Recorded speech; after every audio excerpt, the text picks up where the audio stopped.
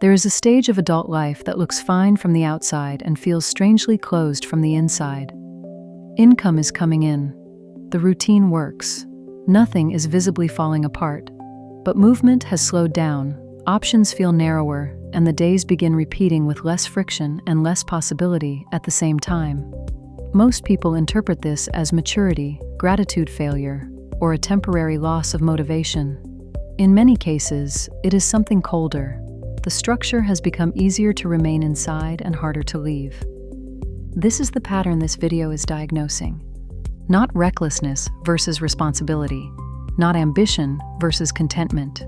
Not a simple fear of change. A more structural problem. Stability can become a trap when it reduces the pressure to change while increasing the cost of changing anything. The usual explanation treats stability as self-evidently positive. A stable life is supposed to mean a person is doing something right. Predictable income, controlled routine, manageable obligations, familiar relationships, known environments.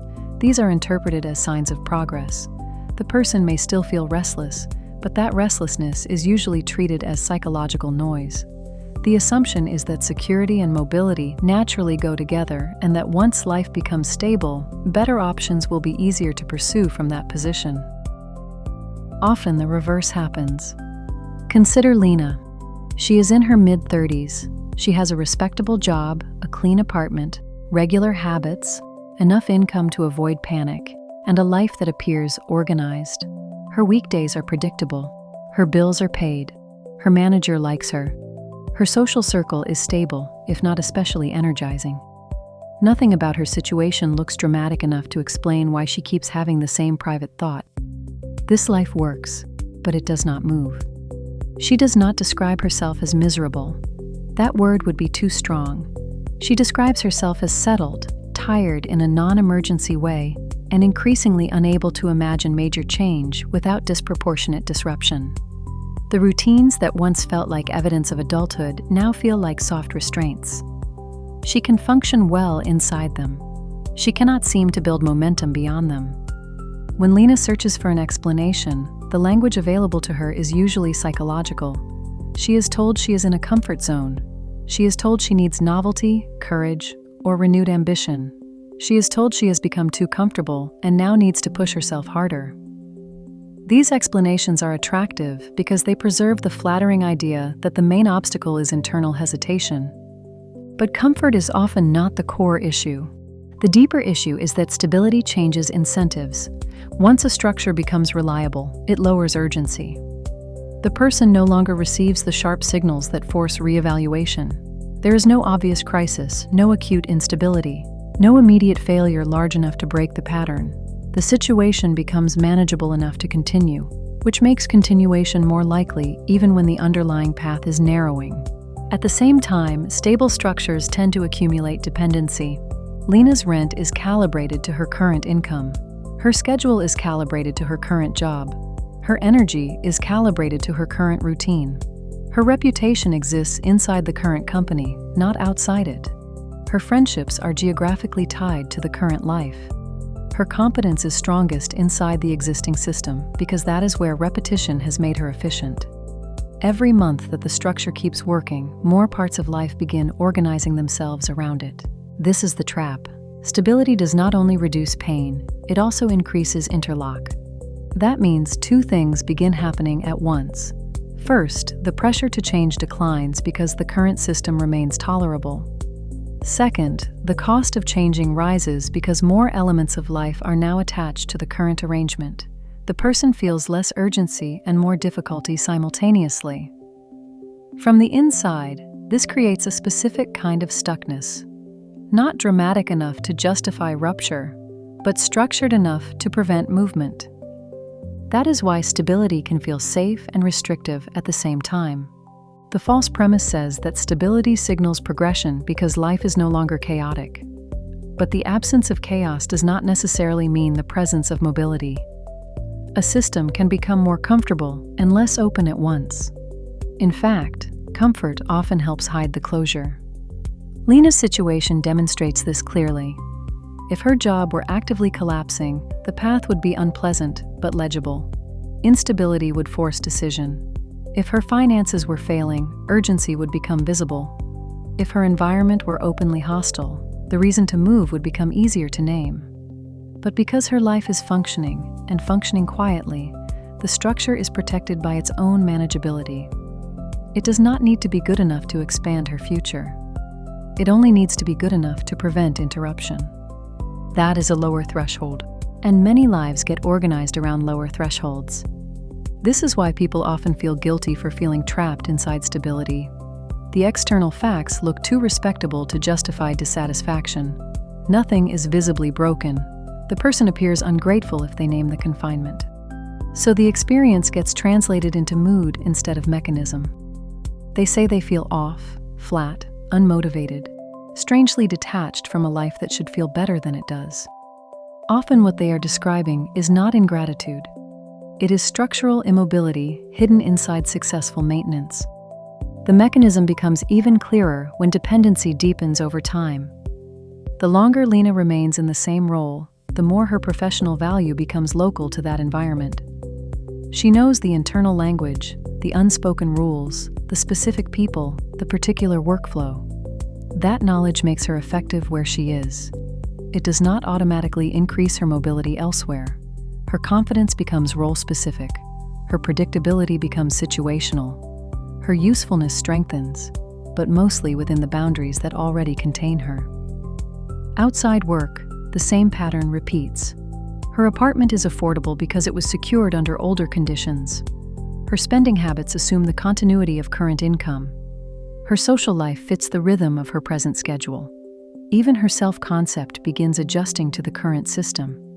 She no longer imagines herself as someone in transition, but as someone who has already arrived somewhere final enough to preserve. That psychological shift matters, but it is downstream from structure. The person does not merely become less adventurous. The current arrangement becomes more expensive to disturb. This is why the phrase, "why I feel stuck even though life is stable," names a real pattern. Stability creates a misleading emotional signal. It feels like evidence that risk has been reduced. In one sense, that is true. Immediate volatility has been reduced, but long-term optionality may also be shrinking. The person is paying for calm with adaptability, and often without noticing the exchange while it is happening. That is also why the imagined solution, how to get out of your comfort zone, usually misdiagnoses the problem. It frames the issue as excessive comfort inside the person, as though the solution were mainly a matter of bravery or self-disruption. But many people are not trapped because they enjoy comfort too much. They are trapped because the current structure has grown roots through every part of life while remaining just tolerable enough to avoid confrontation. The issue is not that the person became weak. The issue is that continuity became easier than transition. That distinction matters because it changes how the situation is interpreted. Without that distinction, people assume their stuckness reflects some hidden decline in ambition. They compare themselves to earlier versions of themselves and conclude that they have become passive. Often the reality is less moral and more mechanical. Earlier versions of themselves had less to lose, fewer attachments, lower maintenance costs, and less structural dependence. Movement felt easier, partly because it was cheaper. That does not mean instability is desirable. It means stability is not neutral. A stable structure always carries a hidden question. Stable in service of what? Sometimes stability supports growth. Sometimes it supports preservation.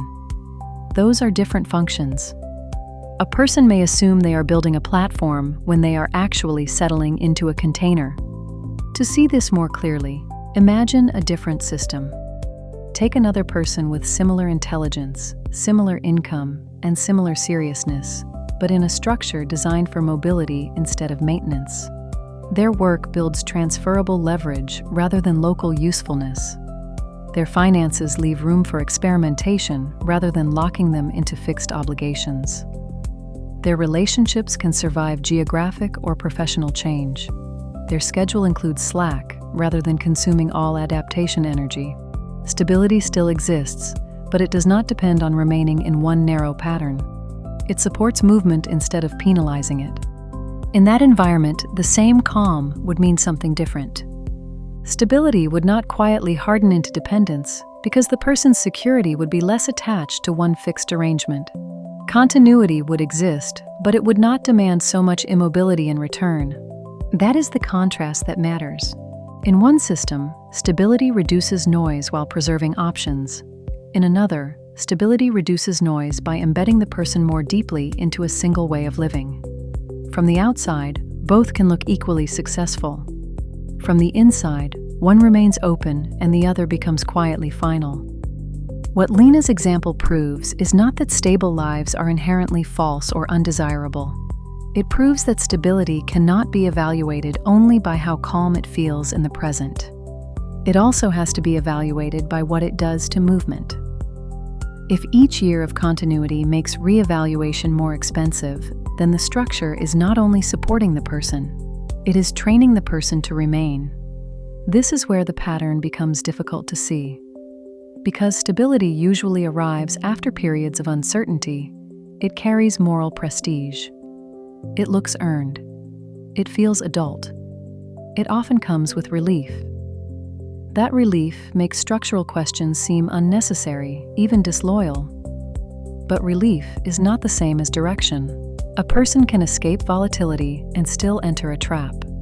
The second condition is harder to detect because it does not announce itself through crisis. It announces itself through narrowing. The days get more efficient, but less generative. The risks get smaller, but so do the openings. The life gets easier to maintain, but harder to alter. The person feels less threatened, but also less movable. That combination is not accidental. It is the signature of a structure that is stabilizing itself through the person. This is the reframe.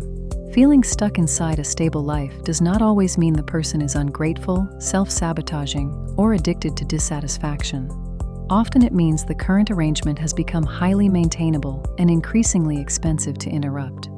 The calm is real. The closure is real too. The problem is that people are taught to treat the first fact as proof that the second one cannot exist. But it can. And when it does, the person often continues interpreting the situation incorrectly for years. They assume that because they are safe, they are still progressing. Because nothing is wrong, nothing needs to be examined. Because they are no longer in crisis, they must still be on the right path. Stability becomes a false witness. It testifies to safety and is mistaken for evidence of mobility. The relevant variable is constraint. That is what changes the reading of the whole situation. The issue is not merely how pleasant the structure feels. The issue is how tightly the structure binds future movement while appearing benign in the present. Once that becomes visible, the stuckness stops looking mysterious. It becomes a predictable result of a system that lowers urgency while increasing dependence. And this pattern does not stop with jobs or routines. The same logic appears in relationships that become easier to maintain than to question, in financial systems that make survival smoother while reducing flexibility, in identities that become socially stable while inwardly restrictive, and in creative lives that become professionally acceptable while personally static. A structure can become more comfortable and less mobile at the same time.